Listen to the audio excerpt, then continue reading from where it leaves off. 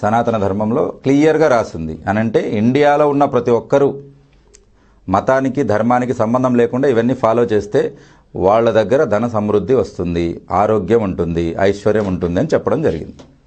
అవి ఏంటంటే ఆ రోజు చేయకూడని పనులు. దీని తాత్పర్యం ఏమంటే ఆదివారం అన్నది చాలా పవిత్రమైన దినం.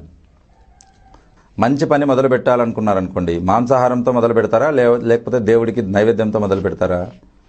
దేవుడికి నైవేద్యంతో మొదలు పెడతారు. కాబట్టి ఇక్కడ ఆ రోజు చేయకూడని పనుల్లో ఫస్ట్ మాంసాహారం తినకూడదు, మద్యపాన సేవనం అంటే మద్యం తాగకూడదు, అంటే ఆల్కహాల్ తీసుకోకూడదు, ఇంకా ఏదైనా బ్యాడ్ హ్యాబిట్స్ ఉన్నా అవి ఉండకూడదు. Plus at the same time ఆ రోజు చేయకూడని పనులు ఏంటంటే హెయిర్స్ కట్ అందరూ ఆ రోజే చేస్తారు.